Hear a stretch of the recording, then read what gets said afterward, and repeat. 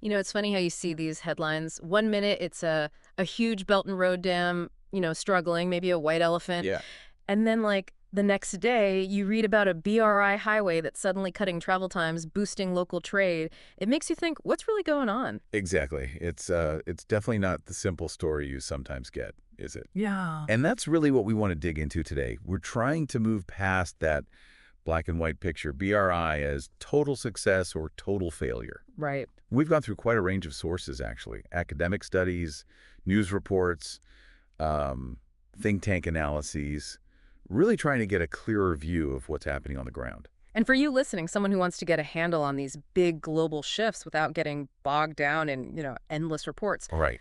our goal here is to pull out the key insights, maybe some surprising facts, and give you a solid feel for just how complex the BRI is. Think of it as, well, a shortcut to getting up to speed. Our mission for this deep dive is to look past the initial buzz and also the loudest criticisms to really examine the BRI's original goals, the sometimes bumpy road of its implementation, Hmm. and the different ways people see it. The potential upsides, but also the very real risks for the countries involved. Okay, let's dive in then. What was the grand plan? What were China's initial ambitions for the Belt and Road? Well, the core vision, as China laid it out, was really about fostering connection on a massive scale. Hmm. Building infrastructure, yes, but also boosting trade, investment, even people-to-people ties across Eurasia and really So beyond. connecting everything up. Pretty much, it was part of their bigger picture Okay. strategy, Mm. positioning China globally in the 21st century. Mm. And they outlined six main priorities, things like policy coordination, infrastructure, obviously, trade, financial integration, Okay. and connecting people. I remember seeing maps with different routes, overland and sea. Yes, that's right. Two main components. There's the Silk Road economic belt. That's the land route, kind of reviving old trade corridors through Central Asia towards Europe. Uh-huh. And then the 21st century maritime Silk Road, which is the sea route, linking coastal areas in Southeast Asia, South Asia, the Middle East, Africa. Right. And Africa is key here.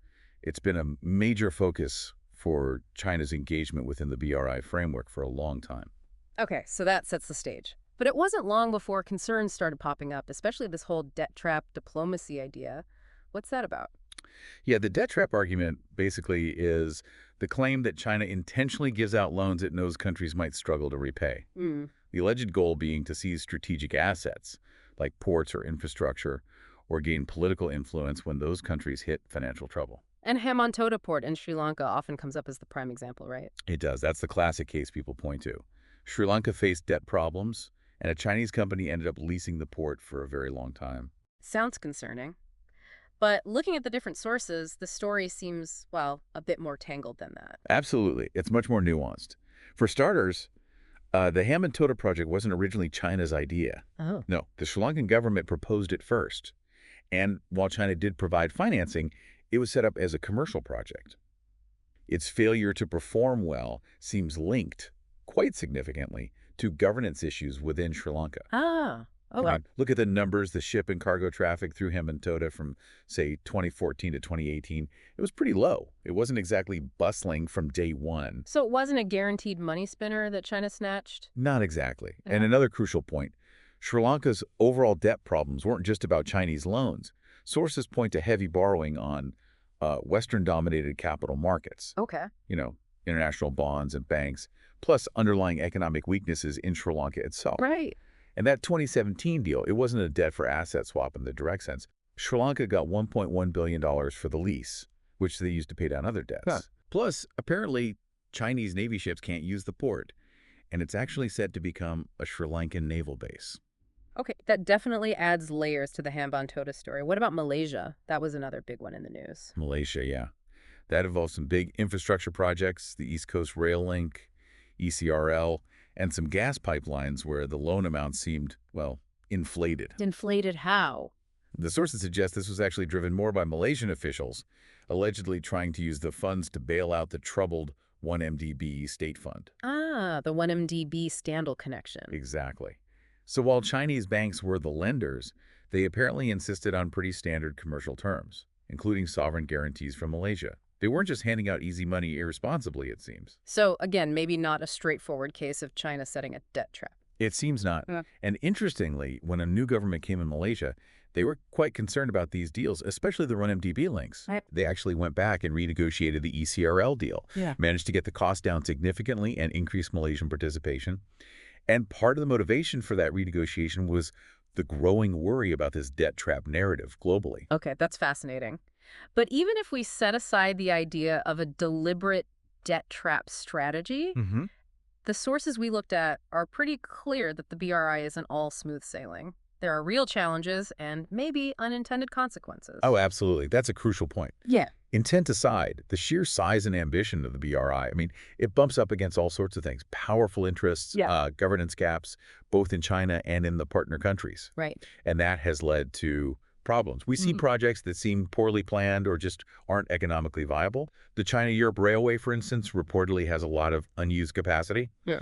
Then there are the railways in Kenya and the Djibouti-Addis Ababa line. They've run into financial and operational issues, leading to some pretty big write-offs. And Gwadar Port in Pakistan, part of the big China-Pakistan Economic Corridor, CPEC. Yeah, Gwadar is interesting. It shows how even a strategically important project can struggle if the surrounding development and regional connections don't keep pace. Progress there, and on CPEC more broadly, has been slower than expected, with things like the port and planned airport being underutilized. So building the infrastructure isn't enough on its own. Exactly. It really highlights that success depends on more than just money. You need solid planning, real local support, good governance on both sides. And it seems some countries are actually pulling back, or at least rethinking things. Yes, definitely. We've seen cases where governments have canceled or significantly downsized BRI projects. Mm-hmm. Tanzania, Nepal, Sierra Leone, Kenya, Myanmar, they've all had second thoughts about certain initiatives, often citing financial worries or local opposition. What's driving that opposition locally? It seems to be a mix of things. Sometimes it's suspicion about growing Chinese influence, geopolitics playing out locally. Mm-hmm. Environmental concerns are a big one, too, like the Lamu coal plant in Kenya, which got canceled after protests, resulting in a significant financial loss. Right. And then you just have tensions between what the national government wants and what local communities feel they need or how they're being affected.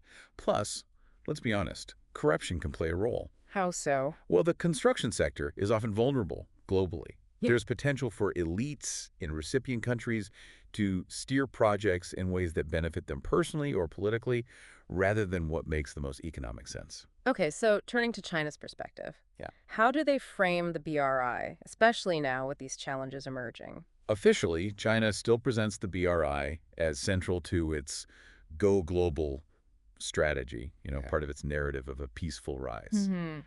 They often highlight that their financing might come with fewer strings attached, maybe lower interest rates sometimes, compared to, say, World Bank or IMF loans, which they argue is appealing, particularly for African nations. But internationally, there's definitely more skepticism now than there was at the start, isn't there? Oh, for sure.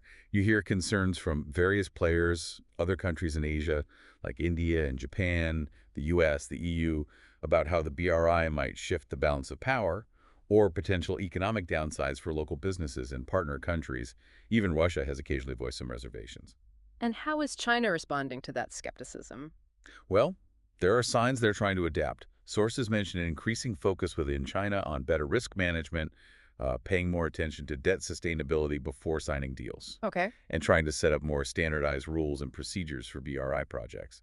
They're also talking more about fair burden sharing when debt problems do arise, basically saying other creditors, multilateral banks, commercial lenders need to be part of the solution too. Right, not just China taking the hit. Exactly. And then, of course, you have things like establishing their first overseas military base in Djibouti.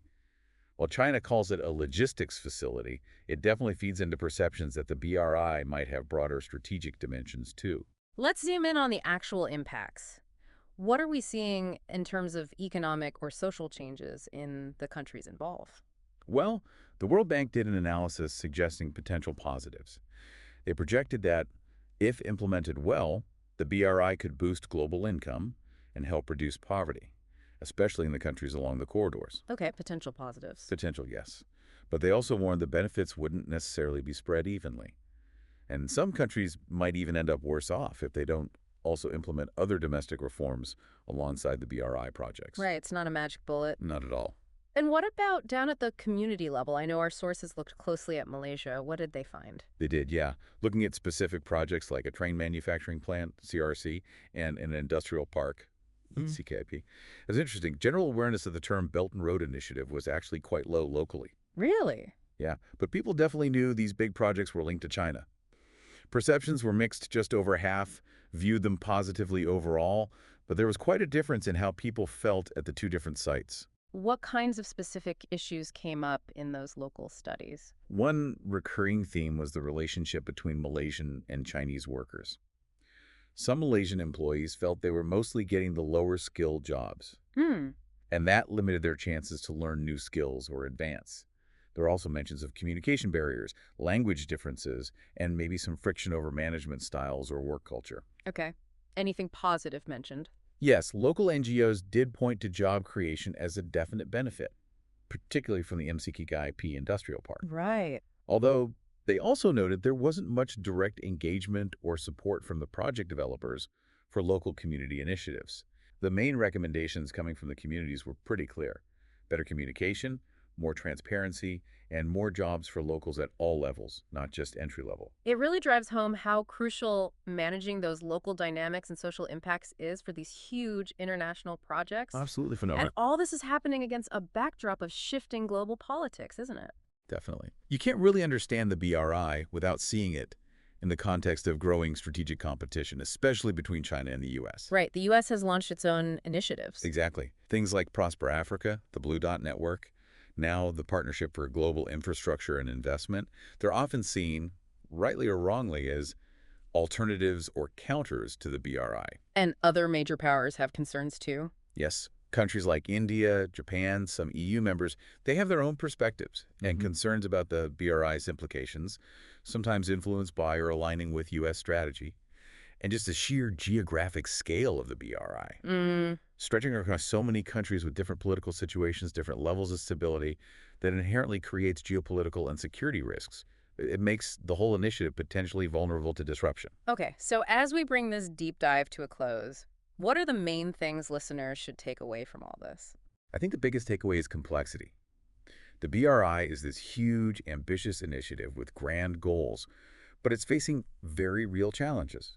Debt sustainability issues in some places, questions about project quality and viability, complex local impacts, and this tough geopolitical environment. And the debt trap idea. It's definitely contested and probably an oversimplification. The problems that arise seem to stem from a mix of factors. Decisions made in Beijing, yes, but also governance issues, planning choices, and local realities in the partner countries. It's rarely just one thing. Right, it's a combination of factors. Exactly. And finally, a thought for our listeners to chew on after listening today. Maybe this. Mm-hmm. Given all the skepticism and the challenges we've discussed, how will China adapt the BRI going forward? Can they adjust the model to really tackle those concerns about debt, about local benefits, make it genuinely more win-win for everyone involved? And perhaps stepping back even further, thinking about Lamu, thinking about local pushback. What are the ethical duties of any powerful nation when it undertakes these massive development projects in other countries? How do you balance national interest with local well-being and global responsibility? Lots to think about there. No easy answers. Definitely not. Well, we really encourage you to check out the sources we discussed today if you want to explore these questions further. Thanks so much for joining us for this deep dive.